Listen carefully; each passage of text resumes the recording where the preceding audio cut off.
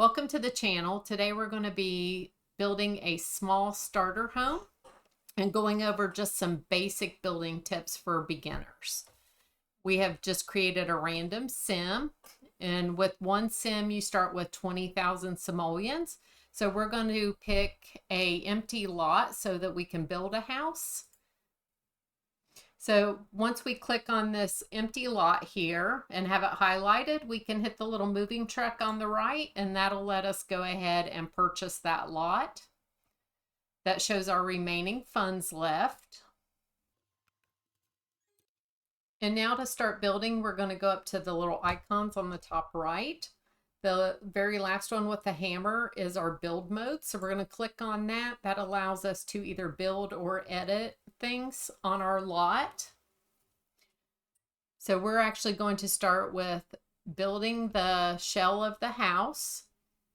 So if you go down to the bottom left of your screen where the little house is, these are all of our building tools. There are other tools there you can use, and we'll cover those in a future video. We're going to be working just on the top icon today. If you go over to the house, if you hover over the area where it says walls and empty rooms, that's what we're going to be clicking so we can get our building tools. We're going to start with the second one over, which is called the room tool. And that'll allow you to make either a square or a rectangle, depending on what shape you want your house to be. And it is easier when you're building to go up to the top right, click on the little movie camera, and go to the right icon, top down view, so that you can see from looking downward onto your lot. Makes it easier to build the shape of your house that way so you can see where you're placing the rooms. I'll be having another video coming out very shortly. It'll just go over how to use the camera angles, how to go up and down, zoom in and out, spin your lot around from different directions.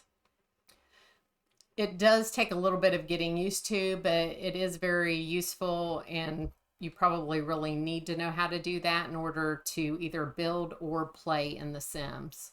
So that'll be coming out shortly. All right, you're going to have your cursor where you want your room to start. Then once you click, hold it down and drag your mouse across until you get the size and shape of the room you want. Then let go of the click and it'll place your room down. So with our house, we're going to be making a living room, a kitchen, a bedroom, and a bathroom. So we are going to take the first wall tool there that will make a straight line. And we're going to decide where we want to divide off the area for the bedroom and bathroom from the rest of the house. And we're going to make a straight line from the top to bottom, connecting the walls so that we separate those walls into another room. You don't have to leave space for the windows or doors because those will be added later. So the area we have on the left now is going to be our bedroom and bathroom. So we're going to make a wall going across, separating those two rooms. And if you make a mistake on the way, you can hit Control-Z. It will fix that for you, and you can start again. So if you'll just draw that line from in between those two walls and connect it, you'll have your bedroom and bathroom separated. We're going to hit Escape and get that room tool turned off. Okay, and then we're going to change our angle that we're looking at the house more from the street view. We're going to click on the house anywhere. What we're looking to do is raise the house up on a foundation, and even though we only have one room selected, it's going to raise up the whole house all together at once, so you don't have to worry about that. The little arrow there that's got the up and down on it that we're hovering over is actually your foundation tool. So if you click on that and hold it, push up a little bit, you can do it 2 or 3 times. That raises it up each time you push forward so you can get your foundation raised up. You can also lower it down if you raise it up too high. It does not make a basement with this tool. If you go down too far, you'll actually be below ground level. So it just kind of makes a hole in the dirt. So you're just going to bring it up the 2 or 3 clicks and then we're going to have our house raised up on the foundation.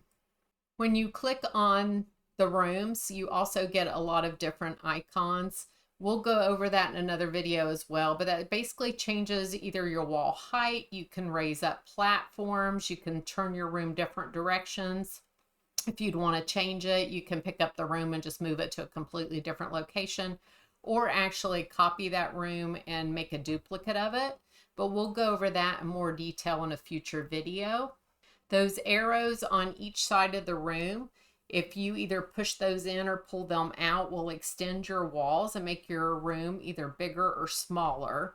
And you can do that by each arrow if you want to just make one section of your room bigger or smaller. So that comes in handy. And also the icon in the middle, again, is your foundation button. So we've already changed that, but when you see it from a different direction, sometimes it's confusing as to what it is, but that is your foundation button there in the middle. Angle up your house a little bit just so you can see your rooms in the back. That way when you place your door, you'll know where to place it. Okay, when we go over to our building tools, we're going to click on the door icon, and it brings up a little menu on the left. It'll show you on the top, you can pick doors that are either for a flat wall, which is what we have, or curved walls. And then below that, it shows you different size doors for the different wall heights. We're going to pick short. That's what is default, and that's what we're using today. And we're going to pick a door that's on first on the menu. They're listed by price. They go from lowest to highest. So we're going to try to watch our budget. So we're going to pick one of the first few doors. We're going to look at the color swatches and pick a color we like. And then we're going to click on the door. When you get the door in a location where you like it, if you just click again, it should put it in place. And then we're going to hit escape. And then now our door is in the location where we would like it to be. Our next step is going to be placing the steps. If for some reason you got your door in the wrong location, you can click on it again, slide it right or left, and then you can click again and it'll leave it in the new location. So we're going to click on the step icon. And you have a choice of either stairs or ladders. So we're definitely going to be picking stairs. We're going to click on their set of stairs and the color we like. We're going to drop it in the grass first. Once you place it, you'll see the little tools come up above it. And that shows you again, you can either rotate the stairs, you can move the stairs to a different location, or you can copy and paste them if you want to get another set of stairs. The reason we put the stairs in the grass to begin with, it's easier to make adjustments away from the house and then bring the stairs to the house. We're going to use one of the little arrows on the side to rotate the stairs so they face us, because that's the direction we're going to be placing the stairs in front of the door. The little arrows that are on each side down at the bottom, we're going to click on one of those and pull outward a little bit to make the stairs one size bigger. So we're going to let go of that now. And now our stairs is as wide as we would like them to be. So now we're going to go up to the very top and grab the little plus sign. And when you bring these steps over to the foundation, it's going to automatically lower it to the correct height. We're going to move the stairs where we'd like them and then just click on it to place it at that location. Now our door is off a little bit, so we're going to click on our door, slide it a little bit to the left, and click again to put it in the new place. We're going to move to the little icons in the top right corner where the little up and down arrows are. We're going to click the up arrow, and that just puts a ceiling on our house. We're going to put our roof on next, but you have to have the ceiling up. So we're going to go over and click the roof. We're going to be picking the gabled roof. And we're going to put that up on top of your ceiling. It doesn't matter where. If you just get it on there, then with the arrows, you can adjust it to the length and width of the house so it matches okay. Some of the edges sometimes look like they're going down into the ceiling, but they're really not. Once you get them pulled over the edges of the house, it's just the eaves that are pointing downward.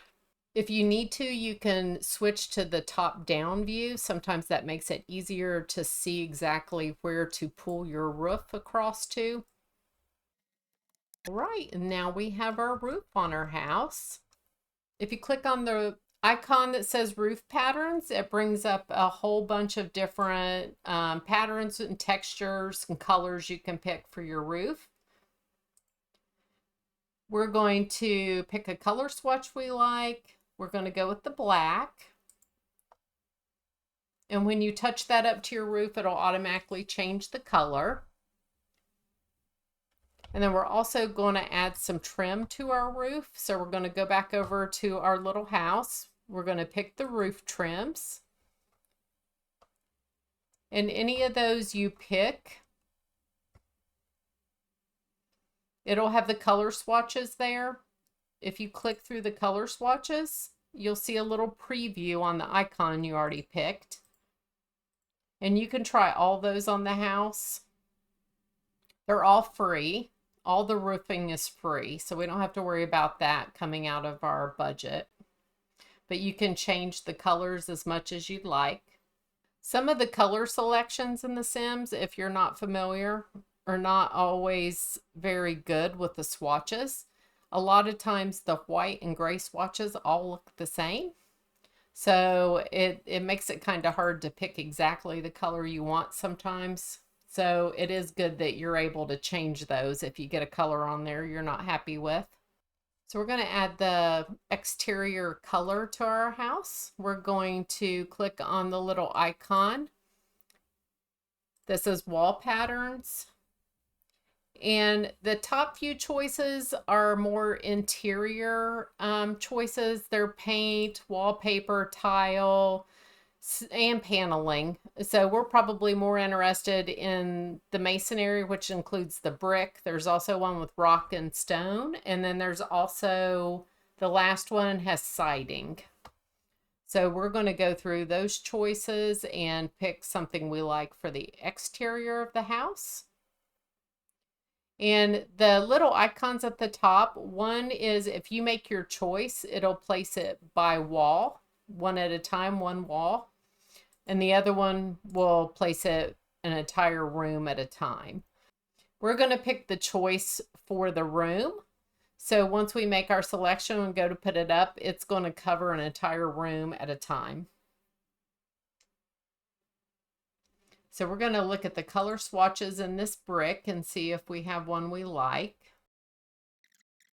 So we're going to pick this color and see how it looks with our roof. And I think that looks nice with our house. And then you can put that on all the different rooms and also the area on the roof up in the eaves. And if you ever have trouble with your lighting, if you go up to the icons in the center where the little sunshine is, if you click on that, you can change the lighting. It'll show you lighting at different times of day. So sometimes that makes that easier to see colors as you're putting things together. Next, we're going to be clicking on the icon there for the foundations. And we're again going to find the foundation that we like and then find a color swatch we're happy with. And then we're going to apply that to the house. We'll make sure it goes all the way around. So the next thing we're going to do is add our windows to our house. So we're going to click on the window icon. And again, you have choices for windows. You can either do them one at a time or you can do them a room at a time. It'll auto place as many windows around a room as it thinks that you need. The next choices down are windows for flat walls or windows for curved walls, and then windows for different wall sizes. So we're going to use the flat wall and the default short wall height for our windows.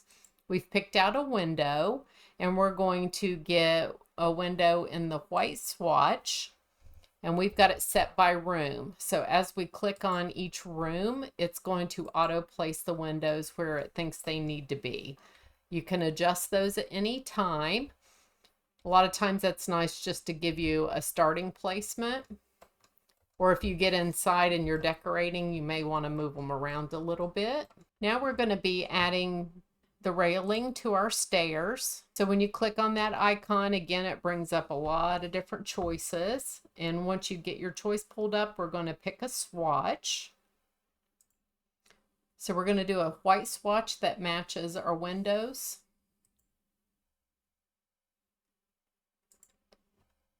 Okay. Nope, that's a cream. We're going to pick a white one. So since we picked the wrong one, we can always go back and change that. It doesn't cost anything. Now we put our stair railing up. We have one window that's in the middle of the stair railing. So we're going to click on that and slide it over a little bit to where we want it to be, and then click again, and it'll keep that in that new placement. And we also want to add another window by the door there. But in order to do that, we're going to go back down to the little icons and switch to by window. So we're placing them ourselves. We're going to go up to the top to the little eyedropper. That's going to copy an object. So we're going to copy the window that we want copied. And then we're going to place that in position and click. And now we have a window there. Now we're going to hit the escape button, or it would keep placing multiple windows. And now we have our windows all placed. I'm going to be adjusting a few of these windows just to make sure they're spaced correctly. While you're moving your objects around, as you can see there, the light's changing on the exterior wall brick. And that's actually because there's a wall dividing the room up inside. So it kind of gives you an idea of where your rooms are divided also. And that way you don't place the window in the middle of a wall that's inside. And you can also lower the roof and look inside if you would like, but that's an easy indicator from the outside. Thank you for watching this. This is part 1. There's going to be 2 more parts that will be out shortly. One will be the inside of the house, and the other one will be the landscaping and decorating the outside yard. So join us back for that. Please like and subscribe, and thank you so much for watching.